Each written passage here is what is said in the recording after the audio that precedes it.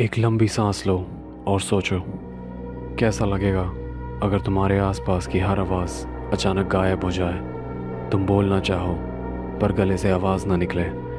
तुम्हें लगे कोई बुरा सपना है, पर तभी तुम्हारी बीवी तुम्हारे सामने आती है। उसके चेहरे पर मौत का खौफ है और वो एक पेपर पर लिख कर तुम्हें दिखाती है। श्श, आवाज़ मत करना, वो सुन रहे हैं। ये कहानी है कबीर की, और इस कहानी का अंत तुम्हारा दिमाग हिला देगा। कबीर एक सस्पेंस थ्रिलर राइटर था। रात के 3 बज रहे थे। पूरा अपार्टमेंट स्लीक, डार्क और मिनिमलिस्ट एस्थेटिक में डिज़ाइन था। सिर्फ उसकी लैपटॉप स्क्रीन की रोशनी उसके चेहरे पर पड़ रही थी।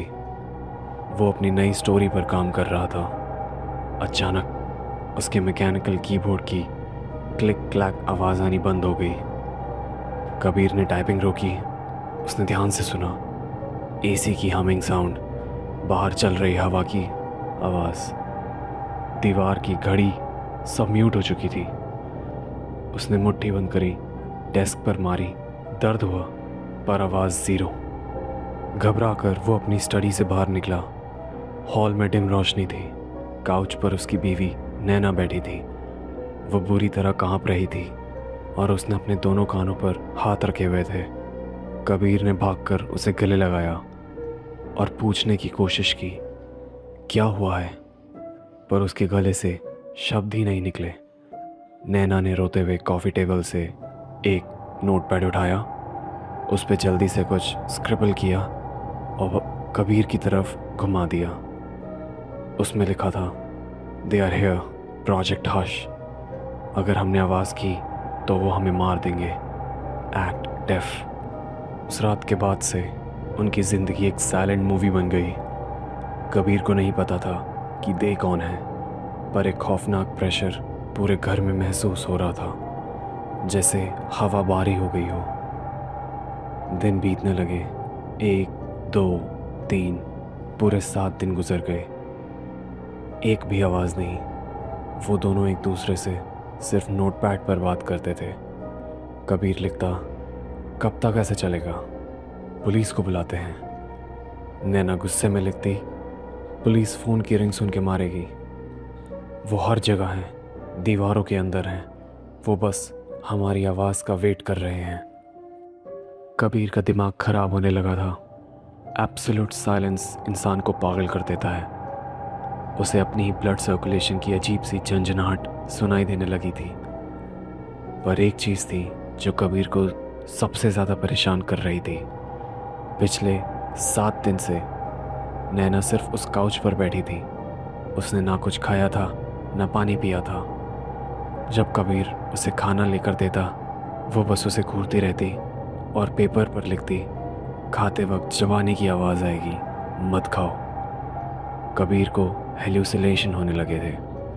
ग्लास विंडो के रिफ्लेक्शन में उसे लगता कि कोई काले कपड़ों में उन्हें घूर रहा है।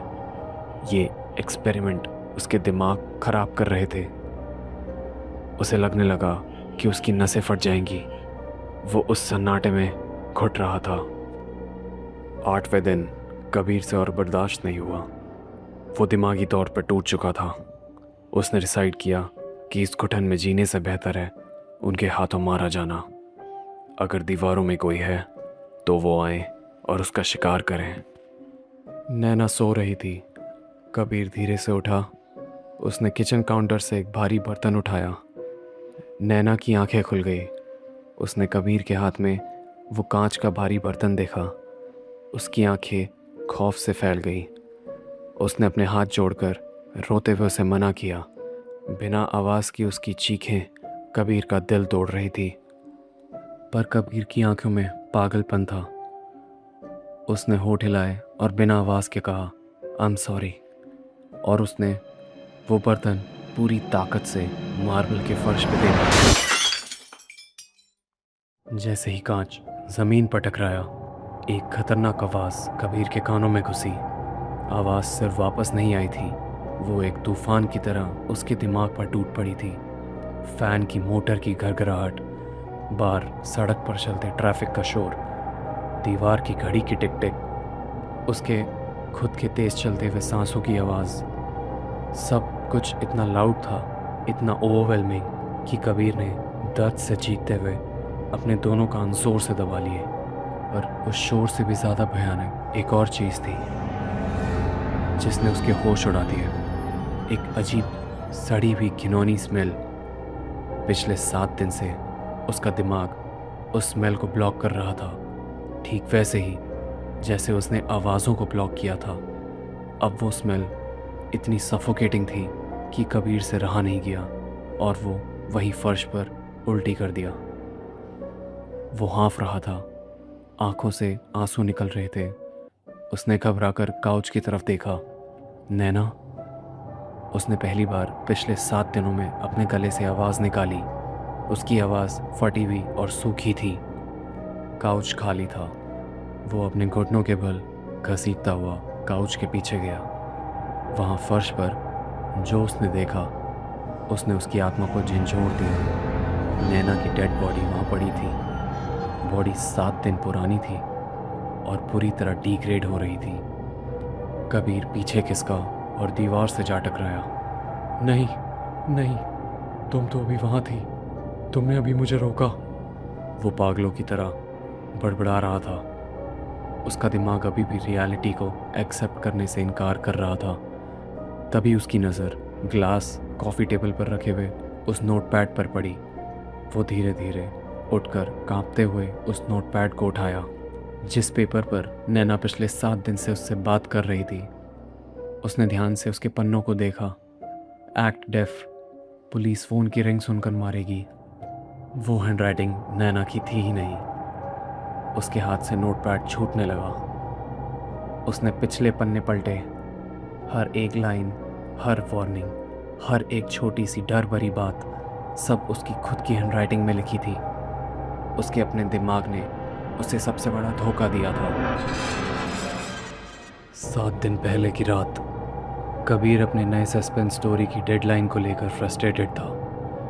नैना उसे खाना खाने के लिए बुला रही थी, पर वो चिड़चिड़ा हो गया। झगड़ा बढ़ता गया।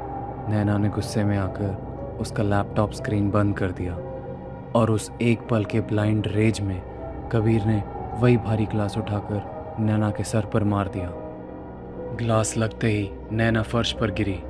मरते वक्त दर्द, खौफ और धोखे के एहसास से वो इतनी बुरी तरह चीखी थी कि वो चीख पूरे अपार्टमेंट में गूंज उठी। उस चीख में इतना दर्द था कि कबीर का दिमाग उस ट्रॉमा को झेल नहीं पाया। उसने अपने कान बंद कर लिए थे। रोते हुए चीखा था, चुप हो जाओ, आवाज़ मत करो। और तभी उसके दिमाग में इतना गहरा सदमा लगा कि उसके सुनने की क्षमता कुछ टाइम के लिए चली गई। सब शांत हो गया, हमेशा के लिए। अपने इस भयानक गुनाह और रियलिटी से बचने के लिए उसके दिमाग ने एक फिक्शन राइटर होने का पूरा फ़ायदा उठाया। उसके सबकॉन्शियस ने प्रोजेक्ट हश नाम की एक डार्क थ्रिलर दुनिया बना दी। एक जिंदा नैना का हेलुसिनेशन बनाया ताकि वो उस बात को जस्टिफाई कर सके कि नैना कुछ बोल क्यों नहीं रही है, क्योंकि एक लाश कभी बोल नहीं सकती। पिछले 7 दिन से उस डार्क अपार्टमेंट में कोई एक्सपेरिमेंट नहीं हो रहा था। वो अकेला उस मौत के सन्नाटे में घूम रहा था, एक डेड बॉडी के साथ खा रहा था, खुद को ही चिट्ठियाँ लिख रहा था और साइलेंस का बहाना बनाकर अपने खुद के किए मर्डर से भाग रहा था। एक राइटर की सबसे भयानक हॉरर स्टोरी उसका अपना सच बन चुकी थी। अचानक उस घुटन भरे अपार्टमेंट में बाहर से एक आवाज़ आई जिसने कबीर की सांसें अटका दी। पुलिस के सायरन्स, और वो दूर नहीं थे, वो सीधा उसके अपार्टमेंट बिल्डिंग के ठीक नीचे आकर रुक रहे थे। पड़ोसियों ने आते ही उस भयानक स्मेल की वजह से पुलिस को कॉल कर दिया था। कबीर वहीं ज़मीन पर बैठा रहा। बाहर पुलिस की गाड़ियों के दरवाजे बंद होने की आवाज़ें आईं, भारी बूट्स के सीढ़ियों पर चढ़ने की आवाज़ें। पिछले 7 दिन के सन्नाटे के बाद ये सारी आवाज़ें उसके दिमाग में हथौड़ी की तरह बज रही थी। कबीर की आंखों से लगातार आंसू बह रहे थे। उसने रोते हुए फर्श से उस नोटपैड को उठाया और उसके आखिरी पेज पलटे जिस पर उसने अभी कुछ देर पहले अपने हेल्यूसिनेशन में नैना को कुछ लिखते हुए देखा था। वहाँ उसी की बदसूरत कांपती हुई हैंडराइटिंग में पूरे पेज पर बड़ा बड़ा लिखा था, there is no project hush, you are the monster and they are coming for you. बाहर हॉलवे में बूट्स की आवाज़ें रुकी, ठीक उसके दरवाजे के बाहर। पुलिस, दरवाज़ा खोलिए, एक भारी आवाज़ आई। कबीर ने एक आखिरी बार फर्श पर पड़ी नैना की तरफ देखा, फिर लॉक्ड दरवाजे की तरफ। उसकी आंखों के आंसू सूख गए और एक बेहद डरावनी पागलों जैसी मुस्कुराहट उसके होठों पर आ गई। उसके दिमाग ने अब रियलिटी और इल्यूजन के बीच की आखिरी दीवार को भी गिरा दिया था। वो अपनी बनाई हुई कहानी में हमेशा के लिए कैद हो चुका था।